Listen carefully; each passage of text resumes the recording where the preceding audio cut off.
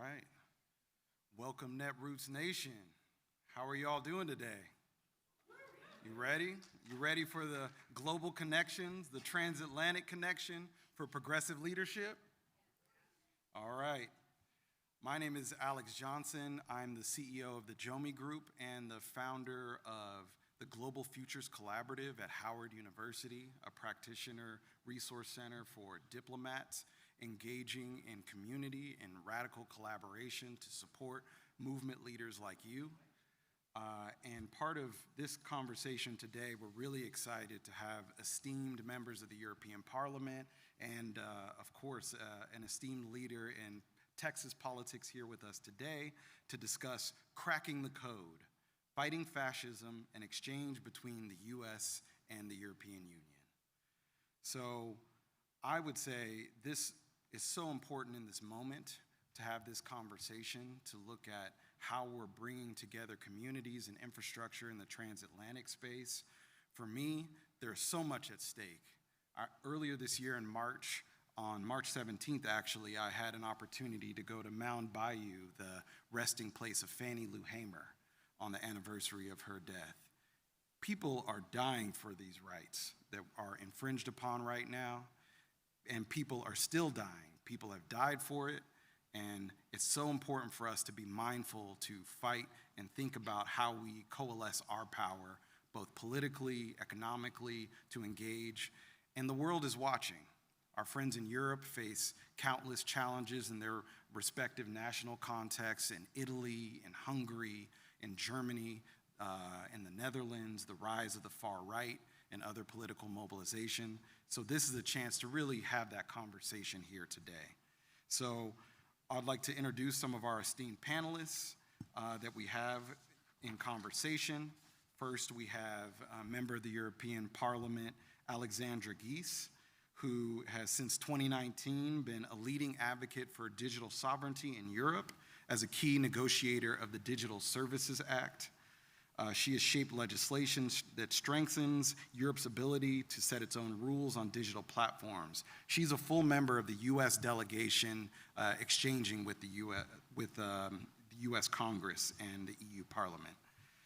Additionally, we have the Honorable Catarina Vera, who's among one of the youngest members of the European Parliament, just joined in 2024. Was born in the Azores in Portugal and studied in the Czech Republic and has lived in the Netherlands, which she represents now. And as a member of GroenLinks, she is a part of the Greens EFA group as well and serves on the committees that have responsibilities for international trade and human rights. She previously worked with the Rainforest Alliance and Solidaridad. So, and additionally, we're joined by member of the European Parliament, Benedetta Scuderi from Italy. She is also among one of the youngest members of the European Parliament. We've got political inclusion of young leaders here today. And she was a former co-spokesperson of the Young European Greens. Additionally, she's done so much in terms of frontline activism and leadership in terms of feminist foreign policy, climate justice, and was most recently in support of Palestine, participated in the Global Samud flotilla where she was illegally arrested and detained. So we thank her for her courage and her work. And for our U.S. delegation, we're really honored that Leader Wu would join us for the marathon today. He's on a number of other panels, but Texas is in the spotlight. So we're honored to have his contribution. He's the state representative representing District 137, Houston, Texas.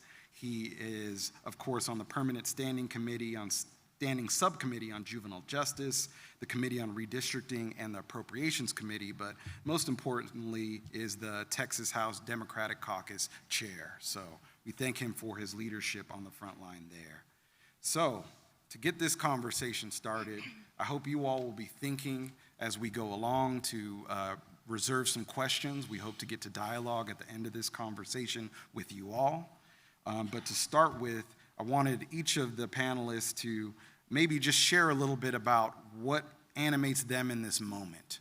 what is the most pressing issue that they care about, or if they want to tell a little bit of the story of their, let's say, the personal legend that drives them in their political service. And once we've had that brief introduction, in their words, we'll get to some of the tactics and exchange. So maybe starting with Leader Wu. I don't think my answer for this has ever changed. It's the reason I'm here is because I'm fighting for my community. I represent a really diverse international community. I have one of the largest immigrant populations in the state and the largest refugee population. A large part of my community is undocumented, and when I ran for the first time 15 years ago, I said, like, I'm running because I'm tired of us being overlooked. I'm tired of us being treated as second class. I'm tired of us not getting the resources that we deserve and need, and I'm going to do my best to fix it. And I don't think that mission has changed. And the scope of what I do now is larger, and I'm no longer looking at just my community, but I'm looking at the entire state. I'm looking at the entire nation. And, you know, basically is set my people free. Yes. That's it. Thank you. Let my people go. Next. Alexandra. Well, I could give a similar answer. It has never changed. It's a free and fair society. And I started out in political movements in the 1980s. That's a very long time ago. When I was 13, and I went to these demonstrations for the peace movement in Germany at the time, in Western Germany, and then I started fighting nuclear energy, and it was very impressive. I come from Bonn, which is the former capital of Germany, but it's 300,000 inhabitants, so, you know, by US standards, it's a small town. And I remember this demonstration, and I remember these hundreds of thousands of people coming in for a common goal. I still get goosebumps. And I was so impressed by seeing these people stand up for what they believed was right. That has really made a great impression on me. And at the time, I'm working class. My mom's a hairdresser. I'm a single mom at the time, and there was no path into professional politics. It was something I couldn't even imagine doing, you know, as a girl in the 1980s working class.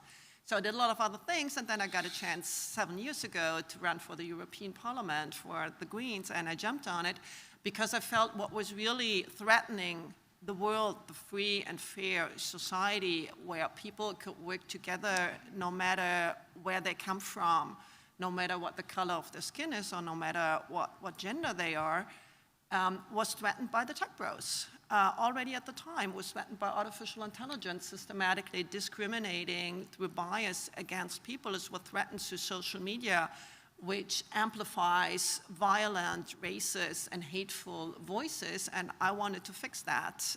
This is what I'm still doing, and I hope we're in this together. Katarina.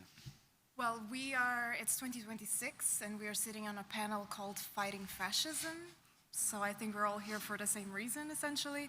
I mean, I, like you said, I'm amongst one of the youngest members of European Parliament, and if I look at my generation and the people younger than myself in Europe, but I think this story is replicated not just in the US, but across the world, we are young people who are struggling with daily needs, with daily access to opportunities, with housing, with education, with the very basic rights, while at the same time living in this constant fear of this world that is burning and that is on fire and it feels like it's falling apart, and we open our phones and we open our TVs and we see a live stream genocide, and sometimes we don't have time or energy to engage on that, and at the same time we look outside and we see climates just breaking down and pollution continuing and nothing changing on legislation, and we sometimes don't have time to think about it. And we see our democracies backsliding and people's rights being taken away and minorities being treated less and less and less and less in a dignified way, and people sometimes don't have the energy to think about that. And I think anyone who has that energy and anyone who believes that they can fight that fight, this is a time to step forward, and I think that's why so many of us on the young spectrum right now feel the need to get engaged, even if they weren't engaged in. This is my first political job ever. It might also be my last, but it is the fight that is worth fighting right now, and I don't really see what else could I be doing in the face of all of this nonsense in the world right now. Thank you. Well, I guess I did I got so disillusioned by politics. That's why I'm in politics. I got so disillusioned by politics to believe that we can change things without politics and to understand that that was impossible. I've been active since I was 15, since I was very young, and I was active in many different things, never party politics, but always active, and nothing was changing, and that is a fact. I mean, at least not enough for me, such a young person looking and craving for change. And I got disillusioned. I thought nothing is going to ever change, so if we want to change things, it's not through politics, it's not through activism. Maybe I became a consultant. And then I thought, that's how you change to companies, but then companies don't change if you don't change things that are outside, if you don't change politics, if you're not active against what is not good. And I tested that on my skin. I tested that to the point that I was in 2019 with a government that was not so far right in Italy, but still not quite good. And I was reading the IPCC report, and I was extremely scared. I think that's the first time I had climate anxiety. And I understood at that point in time that it was bullshit to say that you can change things without doing politics, because the only thing that will happen is that politics is going to change what you love.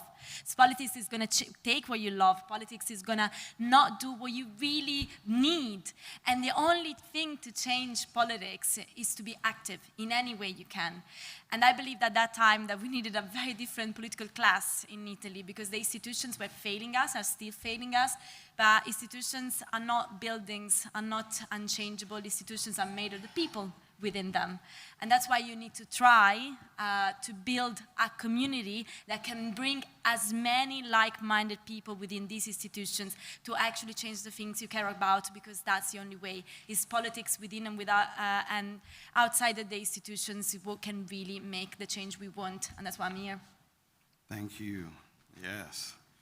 I wanted to start with that so that we could all think about how their stories connect to our stories and how we all need to be politically active. Fascism is here. It's here in the United States, it's in Europe, and it's in each of these national contexts. So now let's crack the code together. Let's think about what is needed in this moment in terms of transatlantic solidarity for progressive leadership. So I'd really like our panelists to talk about what they've seen, how has transatlantic solidarity manifested in different cases in their work, and then let's also start to imagine together what sort of connections and infrastructure should exist. So I'll open up the floor now. You all don't have to answer each question. And so really whoever has any thoughts on transatlantic connections manifesting recently in their work right now? Please. I'll throw this out there, just since I'm the Yankee here. I want to first of all say thank you to our European friends for finally forcing Apple to switch to USB-C. Saved us a lot of money on cords, because we're a split household. I'm an Android guy, so.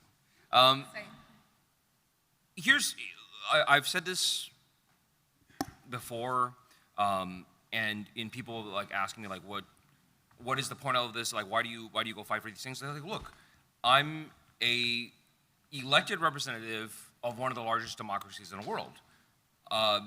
As an elected representative of a liberal democracy, or what used to be a liberal democracy, it is incumbent upon me to preach it, to say like, hey, democracy is the way. Like, letting people decide their own fate is their way. Like having a community decide what actions we should take and how we should spend our money, that is the way.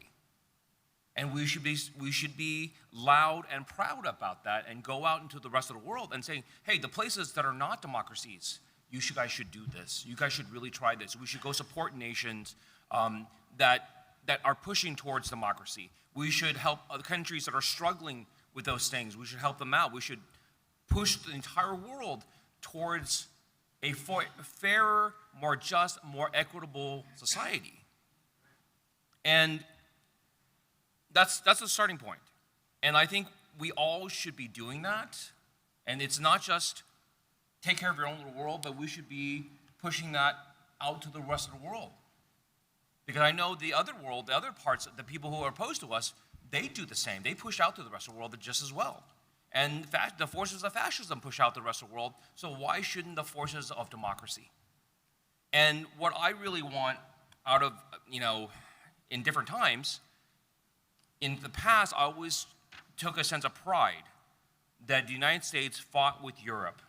And whether it's in actual battles or in humanitarian aid or in policy, that we supported democracy, we supported justice, we supported freedom for everyone around the world, or at least we pretended we did. And unfortunately, America right now is dealing with this, but what we can learn from, what Americans can learn from the Europeans is how to fight. Is how to respond to a government that does not listen to you anymore. It's how to respond to fascists. For the longest time, Americans thought, we're immune from this, we're protected, we're special, it'll never happen here. And it's happened, and our response to it is piss poor. Right? And we should learn from the Europeans and see this is how you respond to a government that doesn't listen. Yeah. Any other thoughts from our friends? Well, thank you for that. I'm not sure we are better at fighting. I mean, actually, we are here to learn from you how to organize and how to mobilize, because I think you're very, very good at doing that. And this is what we are here to learn and what we want to learn from you. I think the first thing is to make sure we all understand this is not your fight in the US. This is a global fight. Yeah. These are the far-right extremists and the tech bros who want to impose global fascism because they want white supremacy, they want the supremacy of white men over everybody else, and they want to get rid of any kind of regulation that could limit their insane wealth. So they don't care about the people, and they don't want to make sure that the people don't have a say in the government. And they do that here in the US, and I can assure you, because I'm on the receiving end doing tech policy in Europe, they impose the same thing on Europe, because we actually have great legislation which we passed in the past mandate of the European Parliament. But guess what? When we try to enforce it, the European Commission gets calls from the US, from the Trump administration, saying, well, you know, you guys, if you want to protect your people against the harms of AI, or if you want to protect your kids, we're going to raise the tariffs on German steel. We are going to raise the tariffs on your automotive industry, on French cognac and whatever. You know, and this is what's happening to us very regularly every day. There's official documents from the White House that say if the Europeans want to put a tax on our companies, if they want our companies to pay fines if they breach European law, so just have the same treatment as our companies, or if they want to do something around the Digital Services Act, for example, giving users the rights back to get their content reinstated if the platforms take it down illegally, oh, we're going to consider that as a hostile act and put increased rates on Europeans. So this is the threat landscape we are living in. They're trying to impose the same environment, deregulate Europe completely, take consumer protections away, take citizens' protections away. So what we need to do is to have a common voice. Because when you're in Europe, the only thing you hear is American voices are the voices of the Trump administration and of the tech bros that are saying, oh, Europe is not doing well because you have too much regulation. You need to get rid of that. Europe is not doing well because you have too many women, or because you have these trans people and all this, and you have all these civil rights. This is bad for you. What we don't hear is that 7 out of 10 Americans are against AI. That they hate it, that they're fear for their jobs, that they're voting out politicians in Virginia who authorize data centers. That's the kind of voices we need. So we need your voices. We need the voices of these people to be heard in Europe. And we need you to take the trouble to come to Europe, to speak up, to make sure your voices are heard. What we can give to you is that we have a lot of solutions for what you're still struggling for. When we hear we just want jobs, safe jobs, we just want water, we just want very basic things like public schools, we have a lot of good solutions. We have actually great quality of living in Europe. We need to make sure that Americans understand that these solutions are already out there in Western countries, that they're not expensive, and that's something we can do. And also we have a lot of good legislation around tech, so I think if we work on this together, exchanging, we can really go forward. Yeah. Member Vieira, with your work on international trade, I was wondering if you could texture that a little bit in terms of the diplomatic hostage taking and what you've encountered with the current administration in the U.S. I mean, to first quickly go to your first question, I don't know, and that's why I booked a ticket to Philly and I'm here. I was like, I'll go to this Netroots Nation thing and I'll figure it out, because essentially what Alexander was saying, indeed, it doesn't matter whether we want this fight together or not, the consequences of what happens in the US will hit us, because it will be your tech bros that will be lobbying us, but also it will be around the world, it will be the impacts of USAID shutting down and the pandemics and the crises and the horrible humanitarian conditions that we will see and that we will try to do something as Europe, but we can't fix by ourselves. It will be Ukraine, it will be Palestine, it will be all of these conflicts in the world that just keep getting worse and worse and Iran, let's not even go to everything that's been caused. And then when you look at tariffs, indeed, it's not just EU-US trade relations. I care about that and I worry about that, and let's be very clear, it's a black male policy. It is do this or else.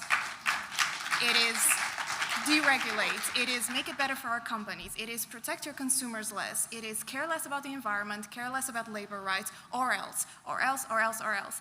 But the truth is, we are not even in the worst receiving end of that, because we are the European Union and we still try to have some standing. But look at countries around the world, and especially around the global south, who are basically being told, we want to dictate your internal policy. We want to tell you where to go, and if you don't, here's a bunch of tariffs, and we're going to put all sorts of pretenses about it and say it's about protecting the... It's not. It's about pushing your individualistic and American-centric policies on other countries that have little ability to fight back. And that's where I think Europe and the US, or Europe in face of the US trade madness, really has a responsibility, not just for itself, not just for our workers, our consumers, but for citizens around the world that are at the receiving end of this blackmail. Thank you. So, Member Scuderi, any thoughts on transatlantic solidarity that you've seen in terms of your work? Well, I can say why I wanted to come here and to help building this kind of transatlantic solidarity and work, joint work. And I wanted to come here from having some hope. Because honestly, now sorry, do not take it as an offense, but like looking at the US politics, especially the one that comes to us and affects us, it really scares. It really scares us. It scares me, it scares everyone.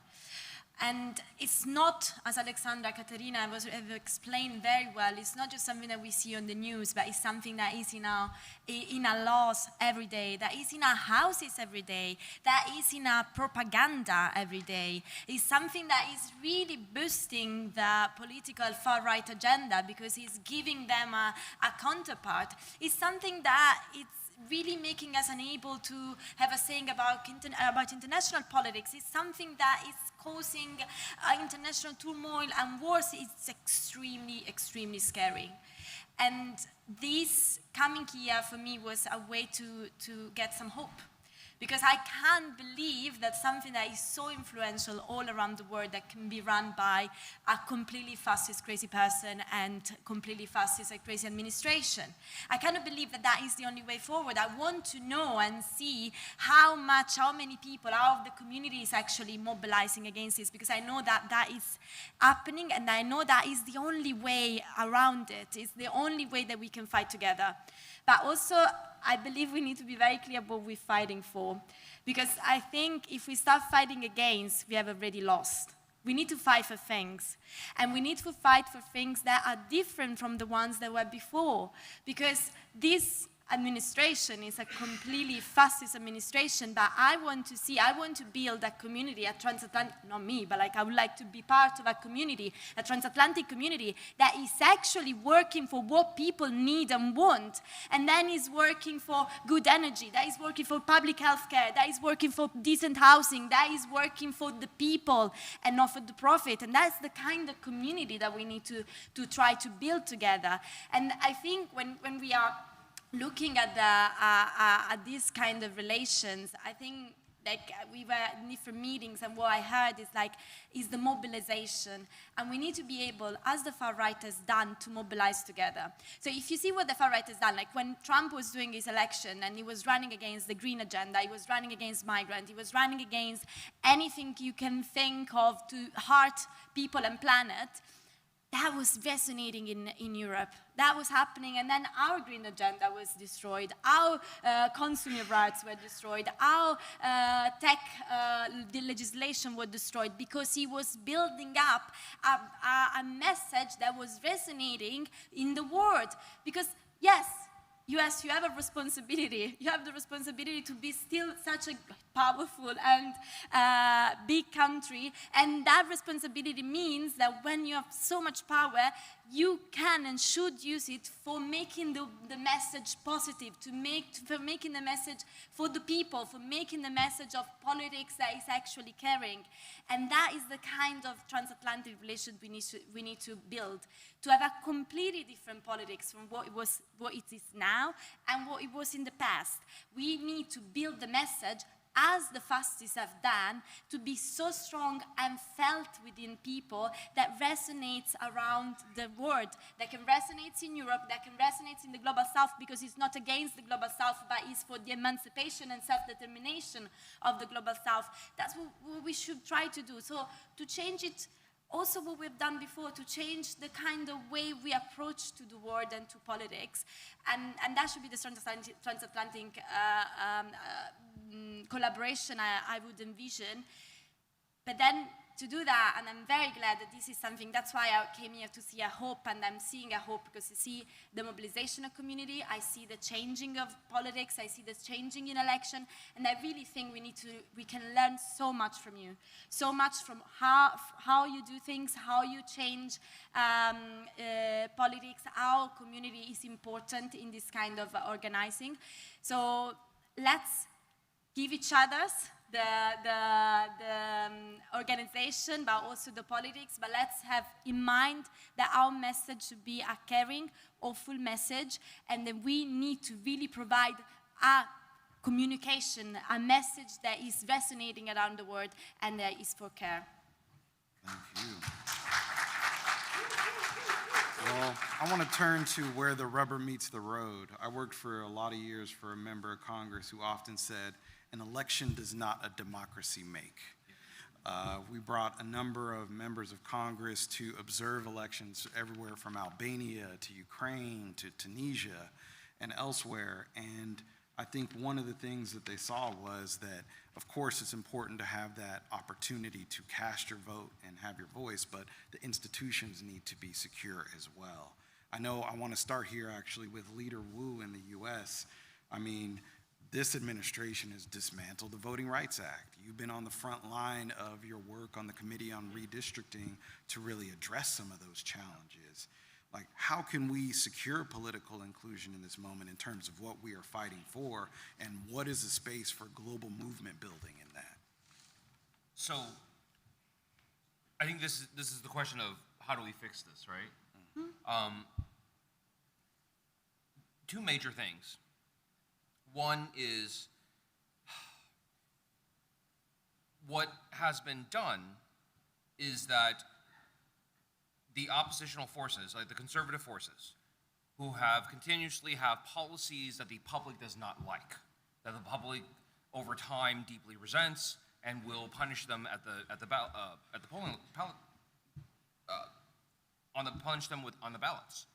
And in response to that, instead of actually changing their policies, they have made it harder to vote and decrease support for democracies and so on and so forth.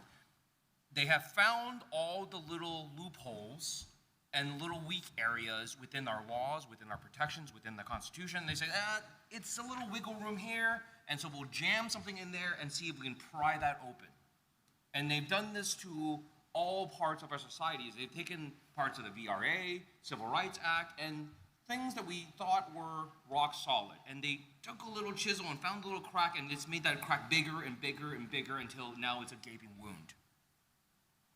One, we have to go fix all those laws.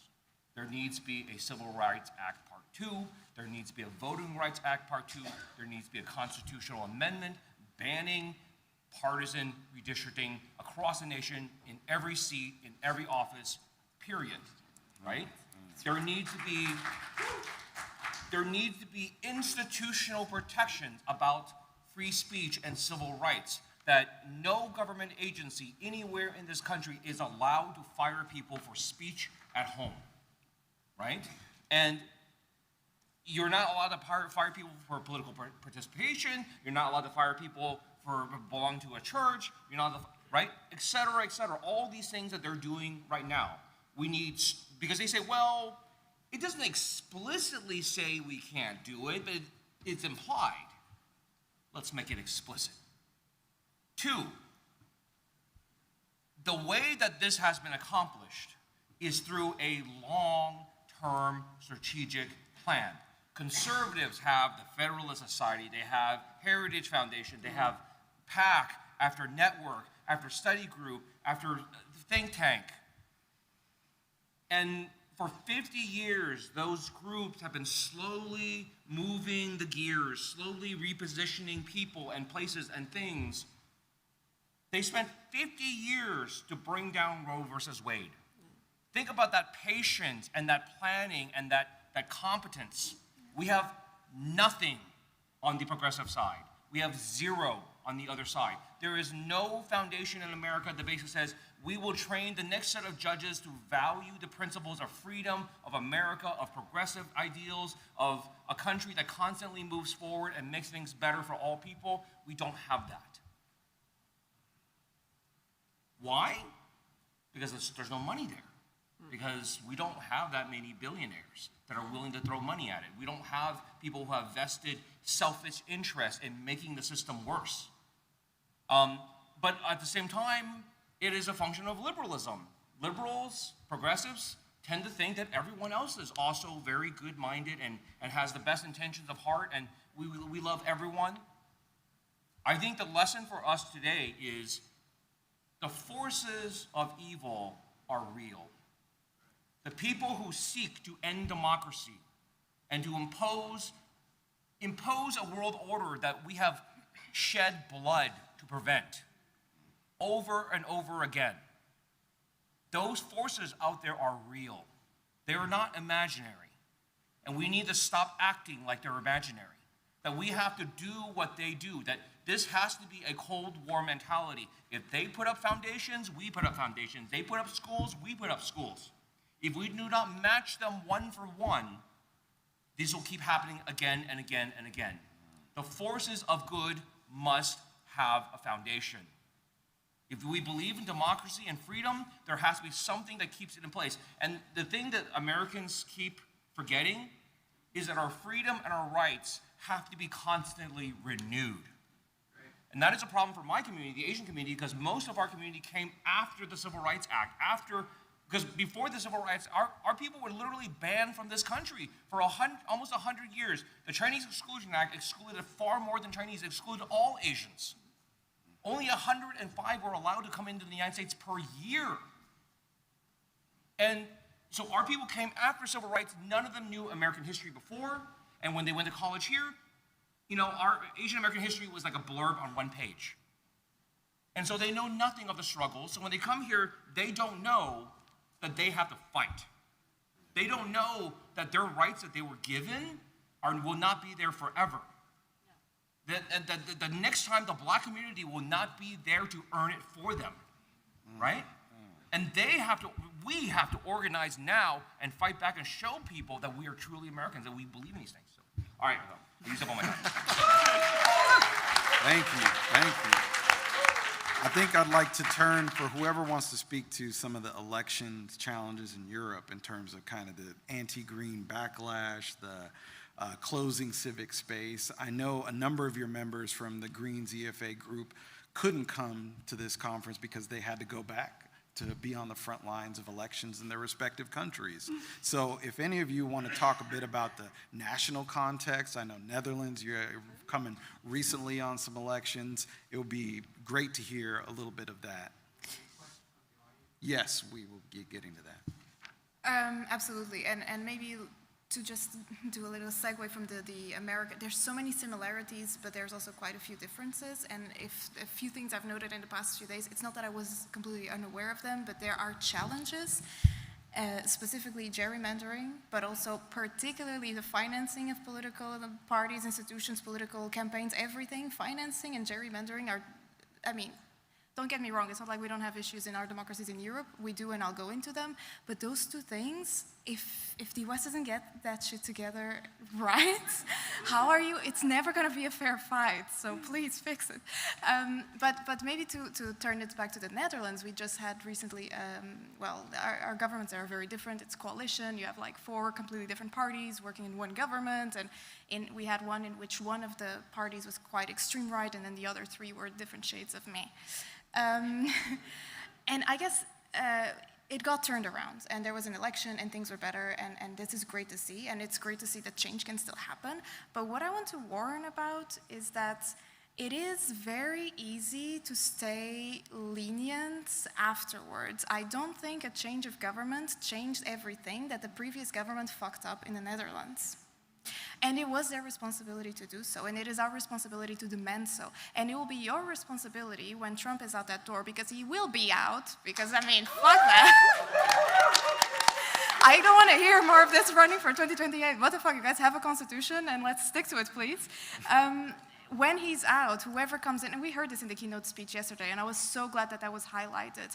It can't just be anyone, and it can't just be anyone who will play by the same rule book and lean back and say, oh, well, I'm less bad than who was here before. There will be a lot of shit to fix. There's been a lot of things that have been actively dismantled that need to be built again, and there needs to be a lot of pressure on the next president, on the next administration, on the next Congress to make sure that that happens. Because what I see in the Netherlands is that, you know, we now don't make it worse, but we're not restoring to where we were before. We don't have the same level of ambition. We're not really fixing the issues that the far right brought into the country, and we need to have that addressed. Otherwise, it's just going to be a slippery slope. Right? Less bad is not good enough. We need to fight for what we want. Yes. And thank you. Any other thoughts on political context before we get to dialogue with the audience? Yeah, please. Taking from what Katarina was saying, I completely agree. And we always see this happening. Like when we go, and that's why I think the trust it start to reduce, and that's what we need to avoid. So when we go to government, and like there's been like different progressive governments, there's been in many countries in Europe, and first we don't change the horrible things that were done before. That is a loss. But also we do not provide, we do not give what we actually should be building. That is not a loss. We are actually losing our credibility, and we are losing our trust. So that, I think, it's what we need to build on, what we need to work on when we are planning to get into government, and then we can go when we actually get to government. We need to have very clear what are the needs of the people, and we need to do anything that is in our power, also making a lot of powerful people angry to respond to these needs. Otherwise, we get to a lack of trust. And this is what I'm seeing, especially in my country. So I will give a very Italy-based example. In Italy, we have an abstention level that is extremely high. No one is going to vote anymore because no one believes in politics, because politics changes color but not facts. Politics is changing color but not our lives. Politics is not making people's life better. Then I do not trust it. You know, we come back to what I was saying at the beginning. I got disillusioned by politics, but that is a fact. We had center-left governments, we have center-left government, we have center governments. Also, we had in Italy, so we had all parties government, and then nothing changed. So people do not believe that change will happen. But why nothing changes? Nothing changes because we do not change who is pulling the strings, who is actually deciding. We do not change the power center. We're always going around the same power center. We're always going around and pleasing the billionaires, the big companies, pleasing whoever has the power to fight against us, which is true. We're gonna have so many fights, and we are seeing that in the European Parliament, when you try to have a law, like Amazon couldn't enter the European Parliament for 2 years, just because they were not transparent enough and because they were not allowing us to have a hearing with the top management. So we didn't allow the lobbyists to come and to have a badge in the parliament. And that is a constant fight. And politics now is decreasing the actual power we have because there's a financial and money capital power that is so much bigger. And the capitalist system is making this power bigger and bigger and bigger and more and more and more powerful. And of course, the politicians that will try to fight this, they will have all the fight against them. And that's why it doesn't matter what color you are, you're always floating around the same kind of politics because you don't want to make these people angry because you are scared that you're going to be destroyed. And you probably will be destroyed if you don't build a strong community behind, if all of us are not supporting these politicians. But these politicians should exist, they should be supported, and when we go into government, we should actually make the changes to the power, the changes to the people, to the things that can actually change people's lives.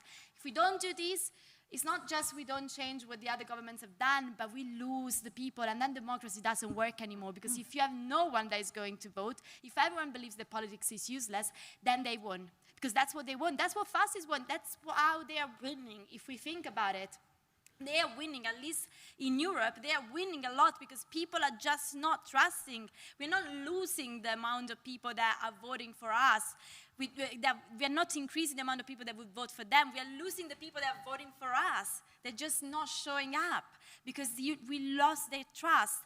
And that's what we need to gain. So we are losing the working class. We are losing the communities in a situation of vulnerabilities because we are not doing what is actually needed for them. They don't see any increase and improvement in their lives, in their cost of living, in their capability to afford a house. They don't see it. So they will not go to vote, and if they go, they will not vote for you. So when we are talking about our national politics, I really think we need to believe that we can change things, but we shouldn't be scared to address the things and to try to change them when we are in power. Because otherwise it's useless to be in power. Power is useful only if we use it for changing in better the lives of people. Thank you. Yeah, I would like to make three quick points. I totally agree with what Benedetta said, but I think sometimes it's not enough because we have one example in Europe, that is Spain, where the government is delivering, it is making people's life better, and still they're trailing in the polls, and they might lose the election next year. So what you need is A, to deliver, which is hard enough, and B, you also need to build the dominant narrative around it. And this is where the far right has been so good at building this narrative. This is exactly what you said, Leader Wu. They have been doing that for 50 years, and they were patient, and they invested, and there's so much money in there. So we don't have the same amount of money. What can we do? I think two things. First things, have a really strong progressive vision, because what you have right now is a status quo that people for different reasons, and sometimes for the right reasons, sometimes for the wrong reasons, are dissatisfied with. And then you have what in the US you call conservative, what I would say is a far-right vision, a fascist vision of change. And people jumped on that and took the chance. And what is really missing is this really strong progressive vision that we keep repeating, that we keep showing people what that looks like. I think this is something we need to do. How do we make sure that it gets out there, that we get the visibility if we don't have the same kind of money? Well, first of all, what you do, this excellent way of grassroots organizing, because we don't have the money, but we have the people. We have so much more people that would benefit from our policies. And secondly, I think right now we have this structural disadvantage in the whole information and communication ecosystem that is based on social media. And social media is based on engagement-based ranking. And that is tilted against us. Because what do people engage with? With whatever makes them fearful or elicits their rage. And that is so much easier for the far right to play because you just have to use racism, hate against other communities, hate against a different gender, telling people, oh, they are taking something away from you, so people feel this fear and this rage. And as long as we don't change that, this is a battle that is very, very hard to win because the whole ecosystem, what gets amplified is never our message. It's always the rage reward. It's always the polarizing message. And if we want to send out a message, we want something for the majority, for the whole of the community and of the people, we will be penalized by that amplification mechanism. And I think we do have a window, and this is very concrete, something we need to do. If we have a window in 2029 in the US government, if a Democrat wins, and if you can push in a way that that Democrat is going to have a very progressive agenda, we need to regulate tech.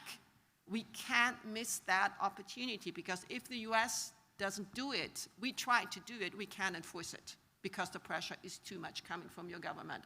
So we need to work to prepare now, work on a common agenda that works for a European audience and that works for a US audience, and be ready to do that and start doing that if the Democrats take the House back after the midterms.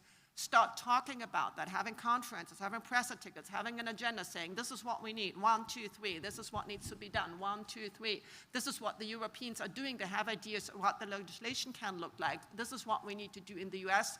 So if a Democrat comes in 2029, we get tech regulation, you get tech regulation, and we build this common transatlantic but also global narratives because this is super important for the global South. And we get a global accord or consensus on what that tech regulation could look like. I think this is something very operative, very concretely that we absolutely need to do in order to be able to win afterwards. Thank you. Great, thank you. So colleagues, friends, and our friends online, we have 15 minutes to workshop tactics and coordination in dialogue with you all. Obviously, this is the beginning of a conversation. If my colleagues here with the sound and tech team will indulge me, we would like to essentially offer up an opportunity for our colleagues from the crowd to really think about what infrastructure would you envision for political solidarity to advance what we've been discussing here, and then we'll have a few responses from our members of the European Parliament. So we're going to take 3 questions. We'll start first here, second here, third here, and then 4th up front, 5th. We'll try and get through. So we'll, if you would like to actually stand, I'll turn the microphone in the direction of the colleague, and please state your name and keep it brief. Hi, Gary Crane here in Philly. I'm also with the media, but I'm also with a tech activist group. This is a question for the Europeans.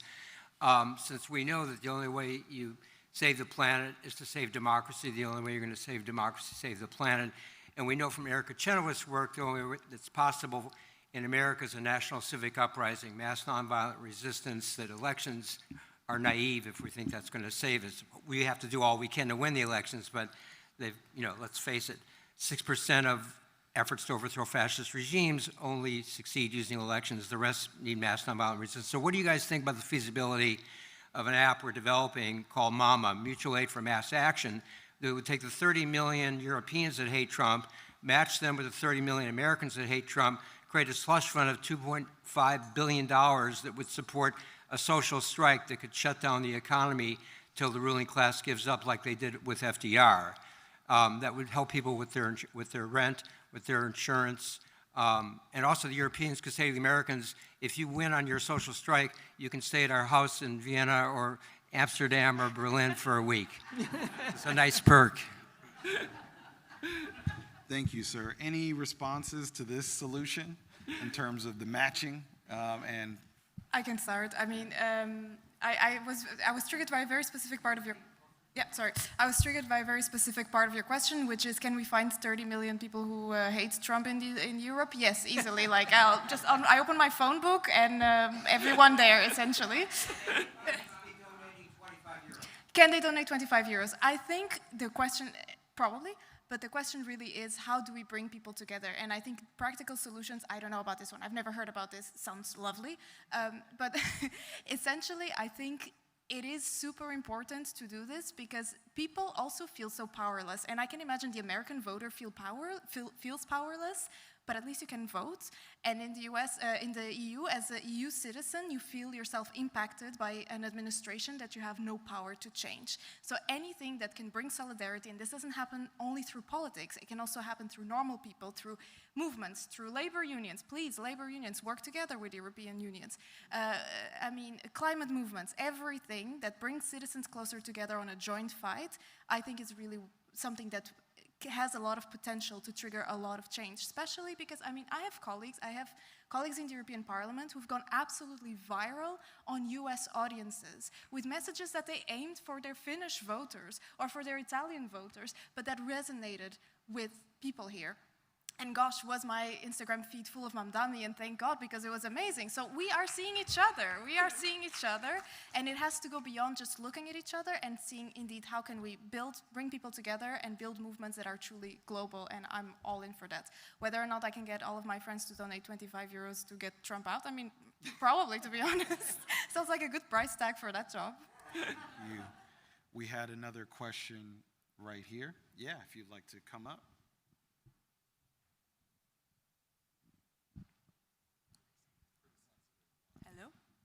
Hello, my name is Maria Elena, and I am really interested in going into concrete feminist foreign policy, and so less so a question, but more of like a suggestion.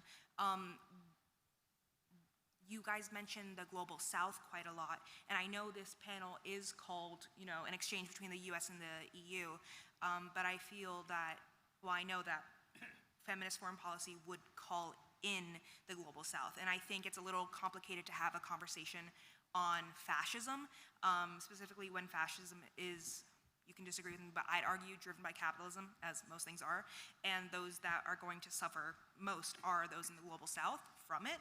And so I know that's not your fault, but I think it'd be interesting to have more perspective from the Global South, because again, you said like the emancipation of the Global South is like necessary.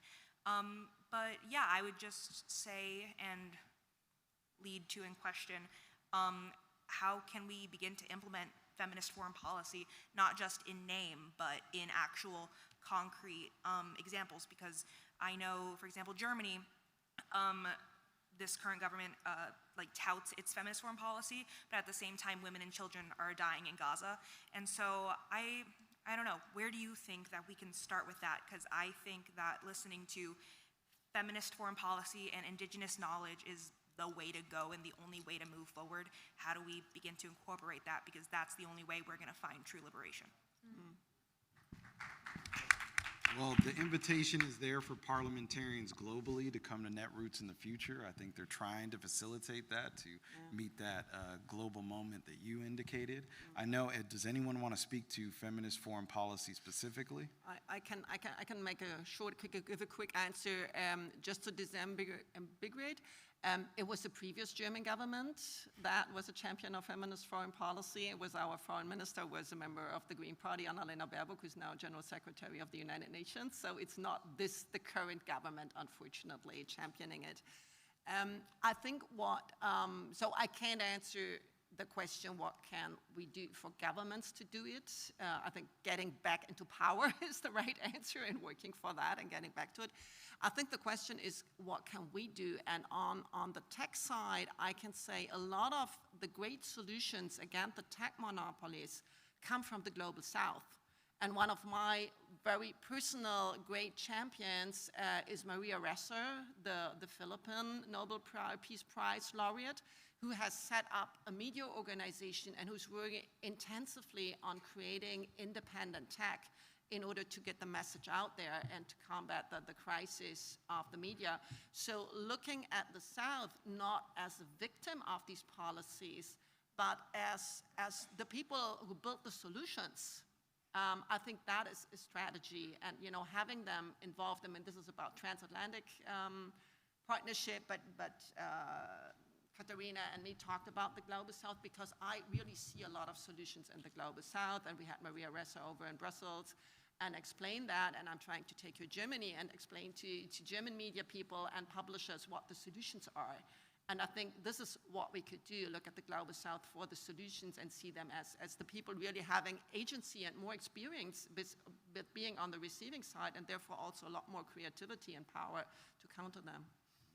Can I just maybe very quickly, because I'm the one who brought up the Global South a lot, I mean, but as a parliamentarian, I'm most of the time between Brussels and Strasbourg and back and forth, and that's where I am. But if I go abroad, the places that this job has taken me, my committees are very international and so on.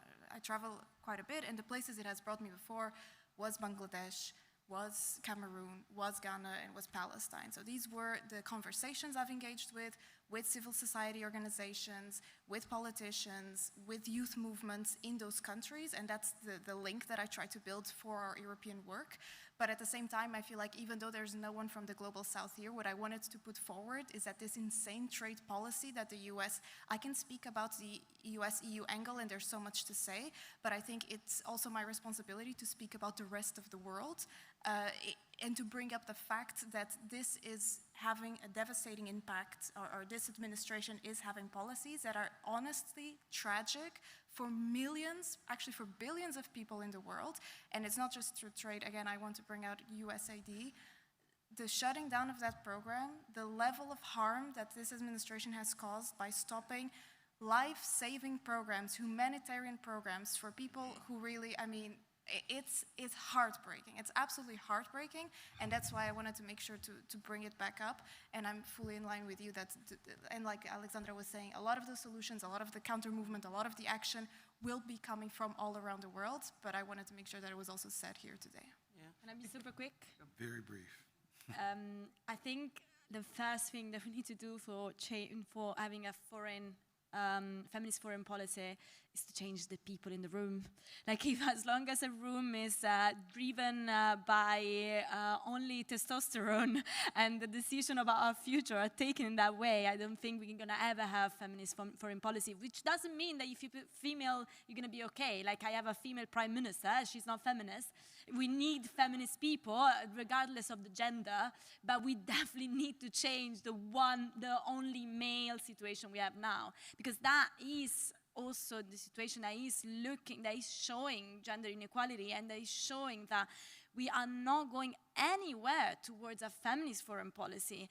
And if we look about some of the decisions that have been taken, and they have a devastating impact on so many communities and on the whole world, they are sometimes taken just to prove that who's the strongest. And that is the exact opposite of feminism. It's not about gender, it's not about sex, it's about fighting for having equality, fighting for having everyone empowered, fighting for to have a justice system, not caring about who is the strongest. Yes. But the opposite of feminism, which is patriarchy, is based on the rule of the strength. And that is what is ruling now. So I think the best thing, and probably the only thing, the first thing that we need to do to have a feminist foreign policy is to change the people in the room. If we don't change the people in the room, if we always see the picture of 10 old men around the table deciding of our future, then a feminist foreign policy is a perspective that is never going to arrive. Thank you. We have just a couple minutes left. I wanted to stack the questions of those hands that were already raised. So we have in the blue polo back there, black shirt here, black blazer here. If you would like to come up and share questions, then we'll let our panelists offer their last remarks in the context of your brief interventions and statements. Yep. Okay, so my question is kind of related to like social media and platforms we have right now where we can connect globally. What are some thoughts like for people, like, so that we can put this progressive movement globally to where everyone's on the same page, we're all fighting towards the same path instead of just fighting in our own countries or fighting in our own states? You know, like in the civil rights movement when they said, you know, we got to take care of everyone, you know, we got to look after everyone. So That's just a thought of mine. I know I have a Discord group that I'm part of where I got to meet some people last year, but some of them are afraid to come back to the United States because of what's going on. And so just making it more global really is my question. Hello, my question is for Representative Wu. We've talked a lot about here today about having someone in 2028 come in who's really going to change everything and really preach reform, and I couldn't agree more. And I think one of the biggest things that we need to do is fix the education system in the United States. We do not teach our kids about civics and about politics. I took 1 year of civics before I got to college, where I was lucky enough to learn about politics. This is a big problem. How are we supposed to ask our citizens to make informed decisions about politics if they actually do not know what is going on? So, you know, in Texas, I'm also from Texas. We're fighting a big battle against education right now. So I wanted to see, Representative Wu, what you thought about increasing civics education in the United States. Not a progressive civics education, but just one that preaches the facts and tells us more about politics and things so we can actually educate our youth so they can know what's going on. Thank you. Well, thank you for all your contributions here. This has been really interesting and enlightening. My name is Joe. So I'm very concerned with techno-fascism. I work in the tech industry. I want to say I'm young, but I'm really not young anymore. I'm in my early 30s. I come from a working class family, so I was able to get an education, a lot of student loan debt, unfortunately, but you know, I'm working through that and to do better than my parents. So where I get concerned about is, although like I most closely match with the Democratic Party on my values, although like I really don't like labels, I guess I would say I'm more of like a social democrat or democratic socialist type of ideology, I guess, if I had to pick something. What I fear, I guess, is that in terms of techno-fascism, I feel that many of the Democrats that have been elected over the past 20, 30 years have enabled a lot of these tech companies that have enabled Elon Musk. Like before Elon Musk went all in on Trump and the right wing, he was kind of like looked up to by Democrats and I guess left-wing people, right? And I also feel like, although they're speaking out, Elon Musk more so now, because I feel like he's done some very egregious public, very easy to see things that are very like fascist, et cetera. With people like Peter Thiel, Mark Andreessen, et cetera. I get afraid that people will get so desperate that they just want Trump out, so they will end up like for you know, Congress or even like presidential election 2028, just choosing the highest polling Democratic option that might be somebody from California that may have like kind of enabled these tech companies. And like I'm afraid that it's not like that it's an intentional Trojan horse or anything, but that people will get so desperate they'll take the option to get rid of Trump and Vance, but then we'll end up with people maybe looking away, and then these tech companies coming in and further ingraining themselves in the government. Yeah, sorry. Thank you. Orban? Okay.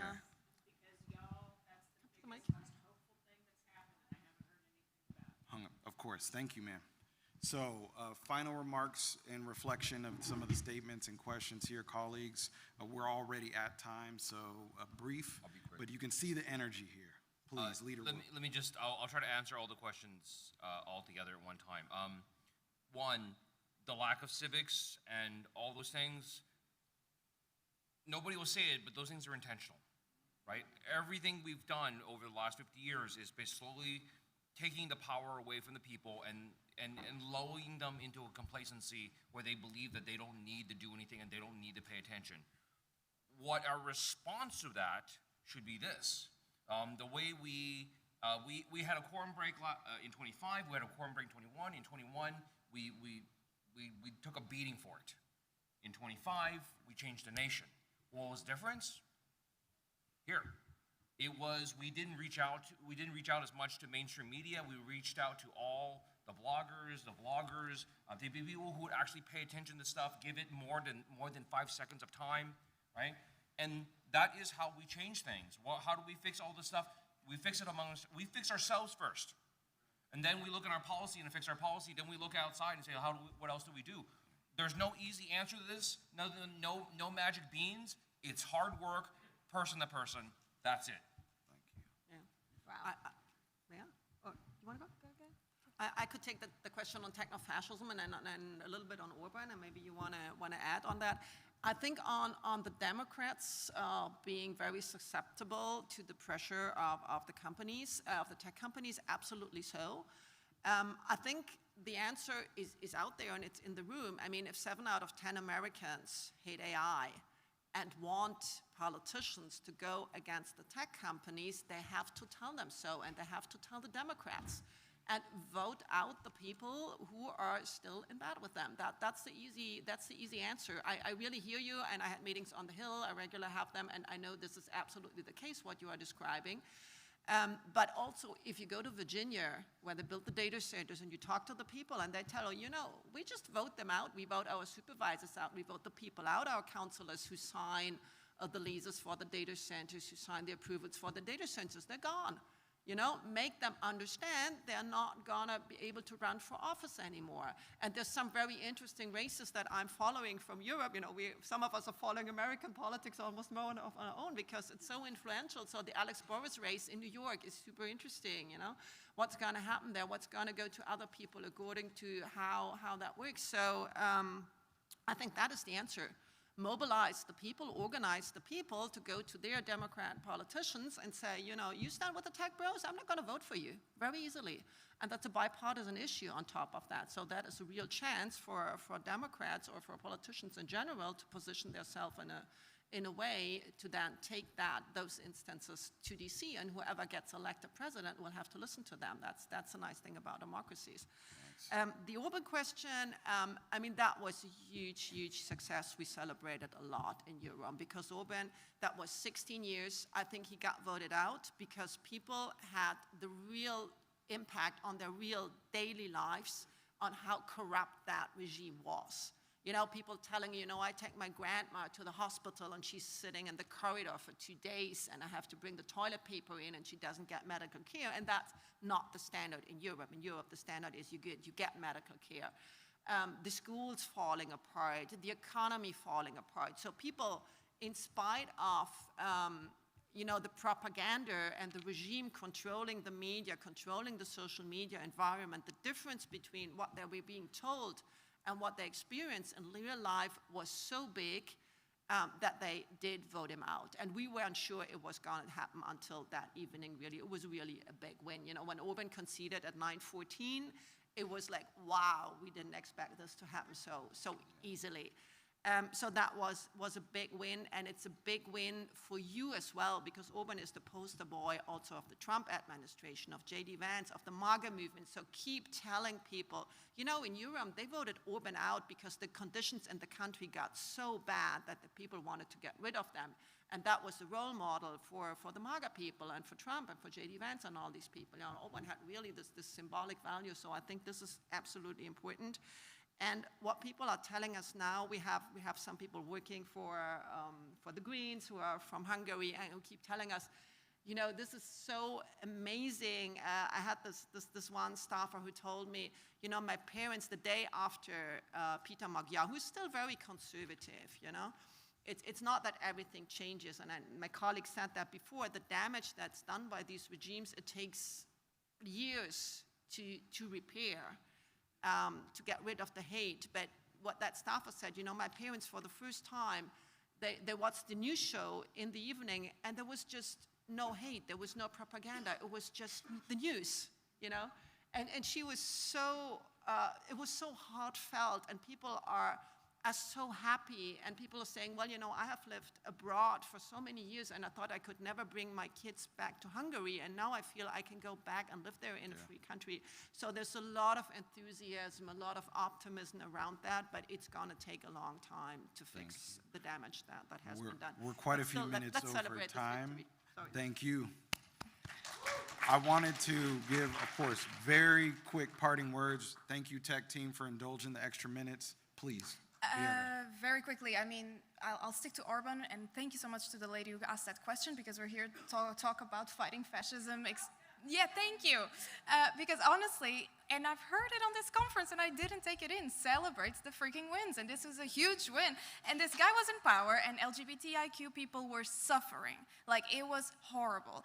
migrants were suffering. So many people were suffering. The media was completely owned. And then J.D. Vance went there after 16 years of this guy winning, and he lost. So yes, this is the J.D. Vance impact. So yes, that's the win. That's the hopeful win we take from Europe, and we hope that in a couple of years we'll be having the same celebration with you guys here. Yes. Last thoughts. Well, I can add. I think the win of Orban is one of the things that we need to celebrate. But then I really like the question about the global, the global movement that we can rise. That is made of people it's an internationalism movement that is made of people and population, and we need to look at that. I just want to say one thing. I decided to, when I joined politics, party politics, I decided to join the Greens. Because I think the Greens have the politics like anyone else, but they just see it through a green lens. And the green lens is basically the fact that we are all in this planet. There's planetary boundaries. That is the same planet we're all living. And that makes all of us responsible for each other. Because if I do something here, it will have an impact anywhere else in the world. And not just because US politics is strong, but because there's also a planetary impact. And that's something that we need to take into account, and I think our politics have never taken into account. If we create a global movement that is actually putting people together, then we will have that lens in front of our eyes that is actually making justice, the word justice means something, because justice cannot be used only in one place. If something is just, it needs to be just for everyone that is impacted by that politics. And I think this is something that we need to really take into account. So creating a kind of a global movement that is going beyond transatlantic relationship between US and Europe is extremely important. But the transatlantic relationship needs to be strengthened also in this way. Because now they are strong, but they are strong for the far right, they are strong for fascism, but they are not strong for us. If we want to create that movement of people that is actually looking at the word justice in a planetary way, then we need to start having this kind of relationship much, much stronger even among us, to have the movement of the people and internationalization of our movement rather than of fascism, which is actually happening, and we can only fight it by uniting against them. Thank you. Thank you all. Let's build those connections. Thank you for joining us. Take care. Thank you.